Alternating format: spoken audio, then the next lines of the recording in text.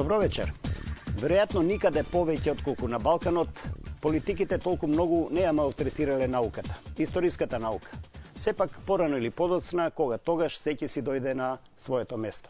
Фактите, оние кои поради политички потреби од нивниот контекст ги отрнала политиката, пак ќе си легнат врз своите историски лежишта. Историјата, впрочем, природно е секогаш само на страната на историјата. На Балканов, токму поради политички побуди, има повеќе историски вистини отколку што има истории. Секоја овдешна држава си ги уредила своите научни институции да служат на државата наместо безграничните цивилизацијски потреби на историјата. Мојот соговорник во вечерашниот пресинг е од поновата идеолошки неоптоварена генерација историски научни работници. Далибор Јовановски, професор, доктор по историски науки. Балканските народи, современите балкански национализми и национални идентитети, македонскиот и неговите узурпатори посебно се неговиот потесен научен интерес. Безпредметно е лаик да оспорува научник.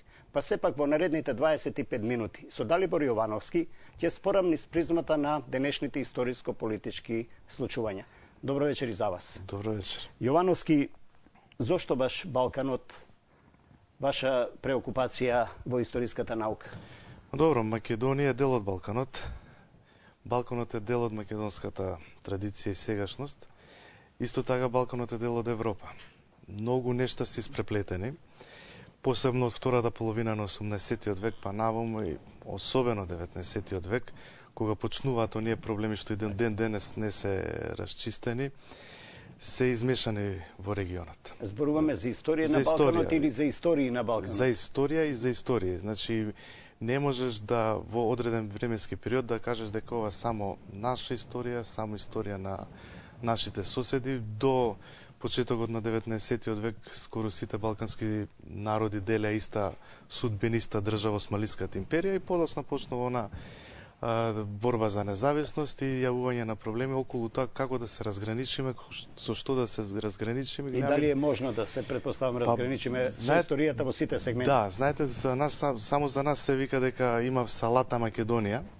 Меѓутоа, гледачите најверојатно многу малце знаат дека пред создавањето на балканските независни држави скоро секаде постоеше истата салата, ама некои другите состојки со тек на време ги извадија. Тука само остана на мултикултура. Тоа некако од мојата најава политиката и тука меша многу длабоко прстите и кога треба и кога не треба. Во минатото во минатото сега се порелаксирани условите за работа. Например, ја лично не чувствувам никаков притисок, не само тука, туку и од страна. Има критики, ама така, научни, така. Кои се, Јовановски, вашите историски, условно да речам, извори? Овдешни, македонски, балкански, светски? Не можеш кога се бавиш со историја да имаш само еден извор. Во крајна линија, кога нешто пишуваш, мораш да ставиш во книгата или во статијата нешто што е спротивно на твоето мислење во фуснота, за научната јавност тоа да го цени. Така да мораш да користиш повеќе видови извори и од различно потекло, различна провинција. Има ли доста надвор од Балканот, европска, светска литература токму за Балканот и балканските држави? Да, има доста. Гледачите можат веднаш тоа да го проверат на archive.org, каде што има во PDF формат доста книги од постара провинција, меѓутоа во последниве 20 на години заради сето тоа што се случуваше, се пишуваше многу за Балканот и за голема жал дури врвни светски миња почна да ја мешат науката со политиката, ама тоа е тоа. Кај нас во последно време малку прав се крева околу квалитетот на учебниците, посебно за историските, вие претпоставам сте упатени. Да, јас сум коавтор на 2 историски учебника. Да, едно за 7 одделение, другиот е за прва година. Видете, се трудиме да врз база на тоа што ни се дадено како насоки, врз база на наставната програма, бидејќи не смееме да пишуваме надвор од наставната програма, да ја доближиме историјата до помладите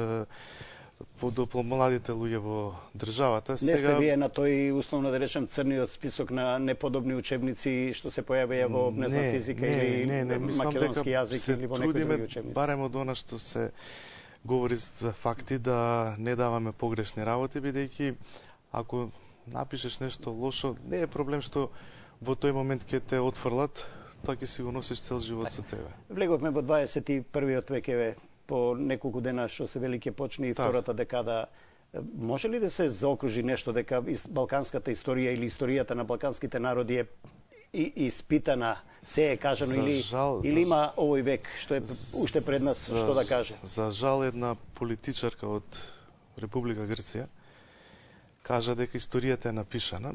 Ниједна историја не е напишана. Впрочем, сите што се бавиме со наука, ќе напишеш една книга, една статија или колумна, следниот ден случајно ќе откриеш нешто повеќе и гледаш дека ако не си погрешил, дека треба да го попове. Значи не може да се говори дека историјата е напишана. Факти те нон-стоп се откриваат. Нормално, нема да има некои огромни промени, но не можеш да тврдиш дека се напиша. Вие сте релативно млад научник, но имате веќе доста трудови зад себе.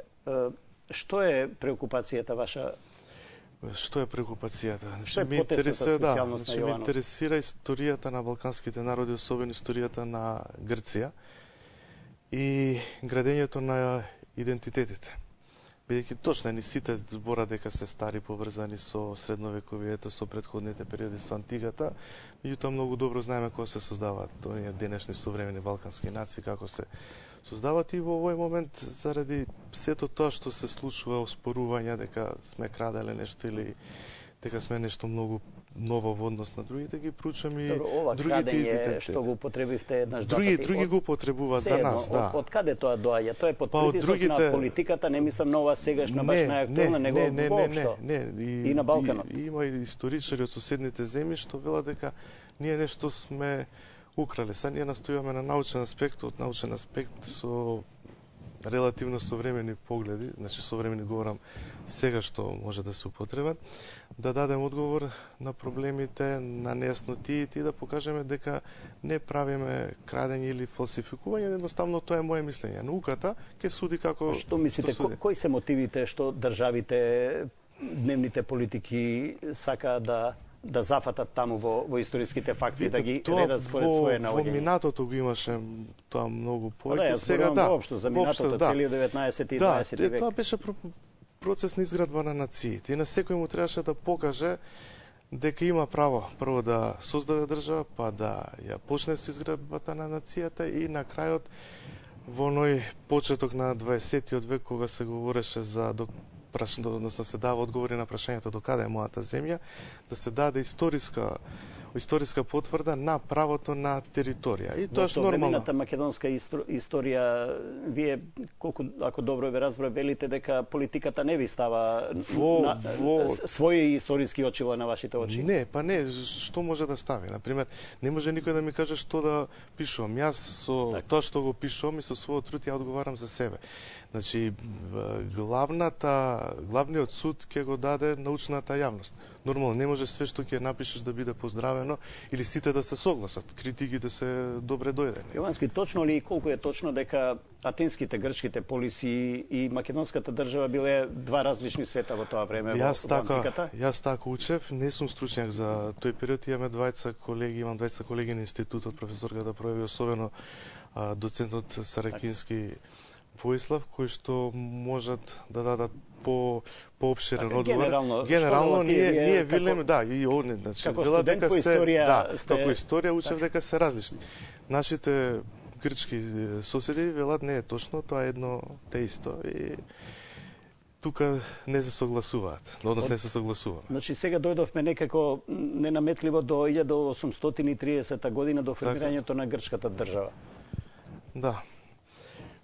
Таа се формира, односно се формира последно востание, крваво, меѓутоа се формира со помош на големите сили.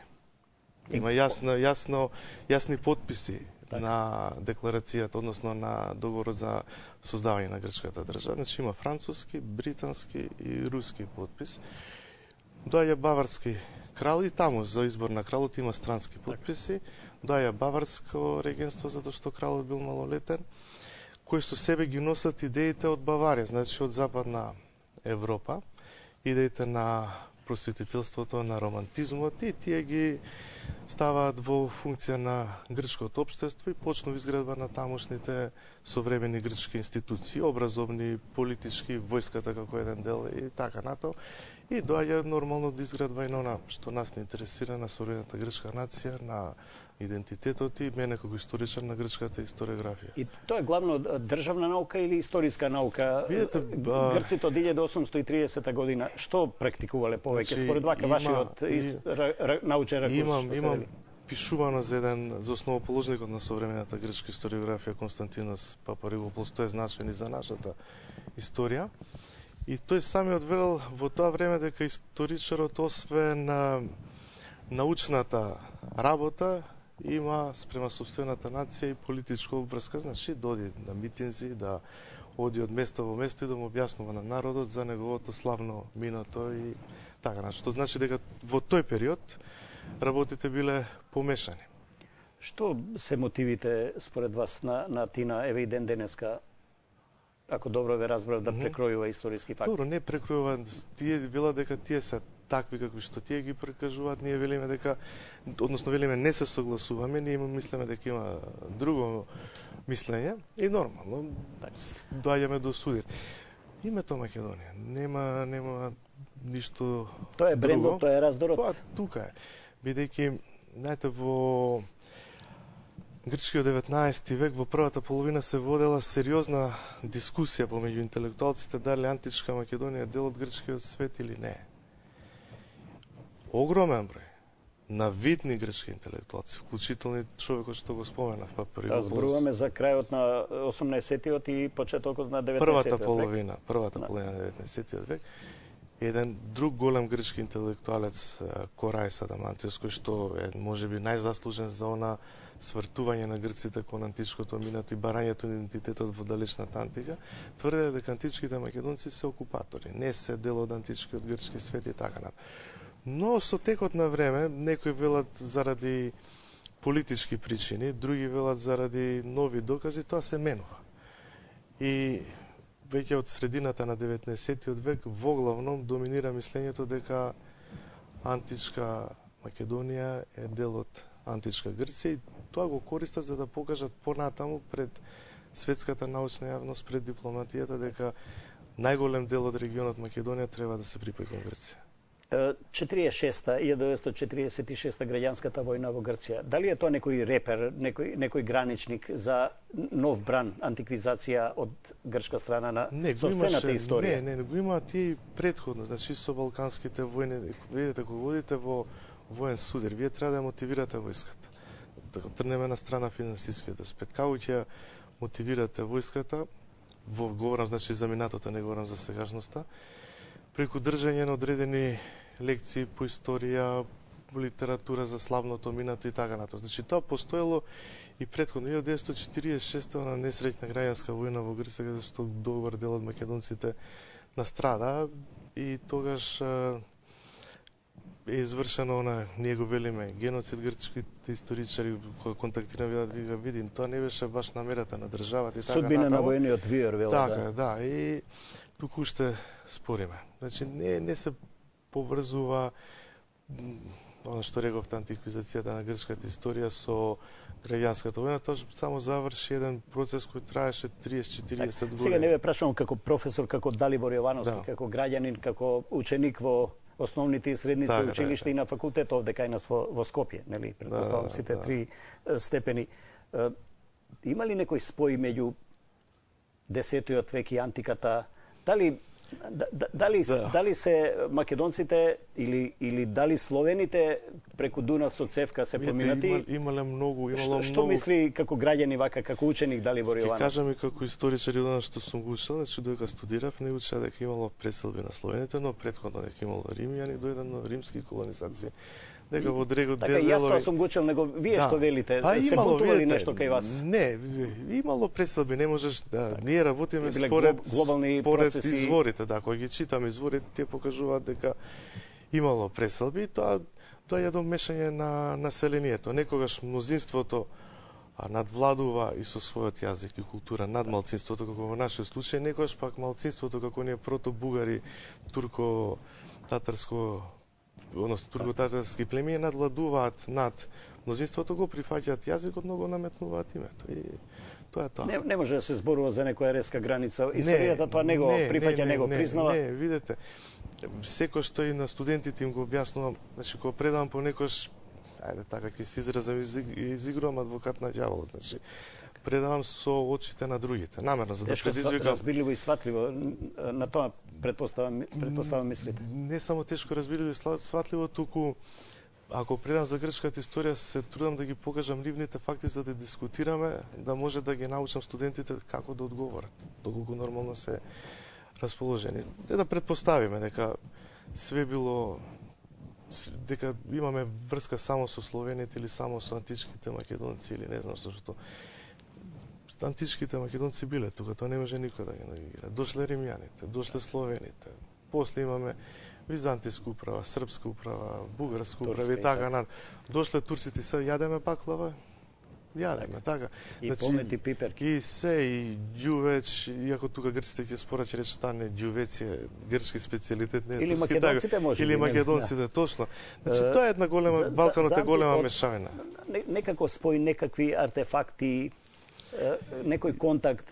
Значи вака, може ли од денешен нагол да се не би да се дзирне во некој историски дурбин, да се најде некоја спајалка меѓу на овој простор антиката? Гледаме дека се откриваат многу интересни работи со археолошки вископини. Меѓутоа јас не сум компетентен, се држам секогаш до тоа да давам некакви оцени, да, затоа што мене, например, ми годи кој ќе најдат некоја интересна работа, штит, шлеми, ми годи заради убав, не само за да докажуваме дека еве и ова е наше, тоа сигурно ќе го правиме, меѓутоа да, тоа сигурно ќе го правиме, тоа не е неизбежно, туку тоа е еден прилог кон нашето минато, ќе се најде во музеј, ќе се најде некаде, децата ќе имат во крајна линија, странските туристи ќе доаѓаат, ќе гледаат нешто. Или минатото на ова парче земја во крајна линија. Да, тоа не можеме да го избегнувам да давам такви оцени, бидејќи кога сакам нешто што ме интересира од антиката, се обраќам на колегите кои што го работат тоа. Ова со гените на грамови што се мерат кој колку гени има. Тоа е до генетика, тоа е до генетика. Не, јас го давав претходно прашање, значи тоа ние сме мешавени. Професор доктор Далибор Јовановски што мисли за хунзите, за калашите, за него проучувам, значи тоа е нивно право, знам дека калашите малку е мет, малку е туризам или малку е наука, од се по нешто. Од се по нешто и нивно право е да се, например, калашите колку што знам се декларира дека се поблиски со грците, хунзите со нас, тоа е нивно право, зашто да не. Денеска вечерва да зборуваме за политика. Так. Но името на државата и името на народот, на нацијата, секогаш ли се поклопуваат? Главно на Балканот, да, но на поглобално ниво? Не само на Балканот, има една прекрасна книга не е преведена на македонски, од Мирослав Хрох, чешки историчар, и пишува за социјалните предуслови за појава на малите нации. Се однесува деломни нас и ние сме таму спомнати. И кажува примери, например за естонците, Естланд. Значи од Естланд настанува Естонија, Финланд, иако финците нели за себе велат Сом и така натаму. Не е само поврзано со Балканот името на државата, со нацијата или некогаш нацијата, ако она се создаде протонација, па го дава името на државата, тоа е еден општ феномен во крајна линија. Мексико и Гватемала да ги земеме. Ист народ. Мислам, не дека само зборат шпанци. Составот на луѓето тој, од ацтеки, толтеци, шпански колонисти. Денес тие во Гватемала се добри граѓани на Гватемала, тие во Мексико се добри граѓани на Мексико. Можно ли е да се изгуби идентитетот, така едноставно да се избрише, да го нема поради некакво приименување? Значи, простите, јас не се обидувам да ве допам до некоја дневна политика, но неизбежни се и дизајнот и на ваков тип прашања. Да. Во нашиот случај постои, затоа е тоа барање на ергомнес, значи да се префрли употреба на евентуално ново име на сите нивоа и секаде. На друга придавка. Да, и од она што го имам како искуство во контакт со грците, она што го проучувам, значи да нема Македонијан, туку во ред вика, вие сте посебен идентитет, ама пред тоа Македонијан као лингвич, или додадете нешто, или ако не додавате, барем македонски лингвич да видите. Да кажам искрено, мојот мотив да ве поканам во оваа емисија во Пресинг, ве слушав пред известно време на радио. Да, имав нешто. И дадовте една изјава дека за Гарибалди, за иридентистичкото движење. Значи Гарибалди ја направи Италија и рековте дека е сега, наводно Гарибалди Ѓузепе изјавил дека сега треба да ја направиме италијанската нација. Што сакал Гарибалди да каже? Па само 2% според она што го читав, само 2% од италијанците умееле да го говорат тогашниот италијански литературен јазик кој што се создал. Второ, тие сите беа поврзани. Венецијанците со остатоците од Венецијанската република, овие горе со Пиемонт, доле со кралството на двете Сицилии. Значи мора да се направи нација. Како ќе се направи? Преку образовниот систем, значи се наметнува јазикот, историјата, културата и така натаму, преку знамињата, химните, тоа секоја химна не постои само заради фудбалските или кошаркарските репрезентации. Секој знаме си има своја содржина зошто е настанато и што символизира, и нормално армијата. Како една институција каде што оние, видете, во тој период како интегративен општествен елемент, во руралните средини во 19 век луѓето многу и не биле оптеретени со тоа што се, како се. За нив следното село веќе било многу далеко. И сега двајца друг дијалект, ако не друг дијалект, да, други обичаи. И сега кога ти ќе отидеш во армијата, тука се состануваш. Значи Италија пред 100 и кусур, нема ни 200 години, стана држава и сега и незиниот јазик е еден од светските јазици. Има една така значителна доминација во Европа и во светот. Видете предходно колку италијански држави. Тоа им доликува на големите држави кои успеале да се создадат големи, да обединат многу поразлични. Тоа им на успешните држави, има и други големи држави што се создадени во предходниот период: Франција, Велика Британија, односно Англија, Шпанија, Русија, и ти успевале да го наметнуват. И затоа е она што го споменав Хрох, тој вели мали нации и големи нации. Значи големите нации преку друго го наметнуваат собствениот. Професоре, да ве вратам на идентитетот. Што вие мислите, вака лично, и како научник, но и како граѓанин? Рековте дека тешко може тој да се изгуби. Кои се опасностите за нашиот македонски идентитет? Видите, во овој момент дали е тој воопшто политичка тема или не треба да биде политичка тема? Не треба, воопшто не треба се разговара за тоа, затоа што ние сме тие. Тука сме, постоиме. Има наши сонародници во соседните земји, има наши сонародници низ светот. Кој отишол од мака, кој заради нешто друго заминали. Сите тие се чувствуваат македонци. Сега, например, многу се нервирам кога тој го дискутирав со едни пријатели од Грција. Еден мој познаник од Солунскиот универзитет напиша вовед во балканската историја. И таму пишува за сите балкански народи како се развивале, кога се јавила идејата за создавање на држава. Има случајот на славомакедонците. И меѓу другото таму вели славомакедонците, босанците и молдавците се вештачки нации. Како се, ние сме вештачка нација, другите се природни нации. Затоа што претпоставам неформални муабети, но вака постојат во книга е работа. Така, низ вашиот научен ракурс, да се вратиме повторно на вашиот терен на 19 век. Што е несогласувањето генерално меѓу Македонија и Грција, и меѓу Македонија, Бугарија, и меѓу Македонија можеби и некои други? Тоа цело време и со барање за промена на како ќе се нарекува јазикот, нацијата и така натаму, сака да ни покажат дека сме нешто ново. Тоа е факт дека ние последни направивме држава. Што е нивниот проблем? Не можат да се согласат дека постои македонска држава која што тие велат вие сакате да монополизирате македонската историја. Кај не е точно. Јонески државата или нацијата е во прашање? Што вие мислите? И едно и друго. Да се разбереме. Ако прифатиме промена на име и ерга омнес, веднаш можеби нема да дојде проблемот со нацијата. Но како што ќе проаѓа време, вие како новинар ќе одите во странство ќе ви кажат. Тоа нема да го прифатиме, но која е нашата понуда за некаков компромис? Па ја колку што гледам општо сите, денеска председателот на државата Ѓорги Иванов во собранието рече дека додека е председател нема да дозволи промена на името што ќе го наруши идентитетот. Па тоа сите го викаат дека ако се поставува прашањето. Иако од председател на држава очекуваме да ни каже што ќе направи, нешто нема да направи, но тоа е друго политичко прашање, не е за вас, да. И тоа е одговор, затоа што не верувам дека постои политичар во Македонија кој што ќе се согласи на промена на идентитетот. И видете, заради тој преговорите толку се... Ве дневната политика, актуелната политика, вас историчарите? Вие нешто на почетокот спомнавте дека немате никакви контакти, но колку мислите дека политиката се отвара, барем вашите тетрадки, вашите книги, дали ги отвараат? Ги отвараат. Мислам дека ги отвараат, особено за овие клучни проблеми.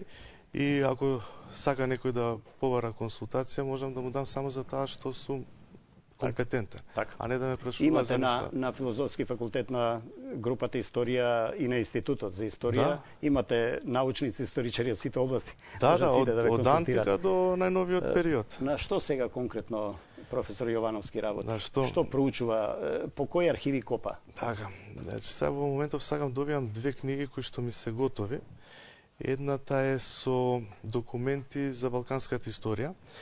Значи, на македонски јазик за прв пат се објавуваат скоро сите поважни документи за создавање на балканските држави, на православните цркви, значи за сите држави, за целиот Балкан. За 4 соседи, за Босна и Херцеговина и нешто за Црна Гора. И втората книга е за политиката на Грција кон Балканот и Македонија во време на Карилаос Трикупис. Тоа е многу важно за нашата историја, зашто тоа ќе настанува на линија што завчера беше прикажана на кот од Охридско езеро до Струмичко и горе. Што се вели кога светлото на денот ќе го видат овие книги кои ќе бидат и историски учебници? Се надевам до јуни дека ќе излезат од печат. Се надевам дека до тогаш ќе заврши. Благодарам. Благодарам и на вас. Пресинг утре во 18:30.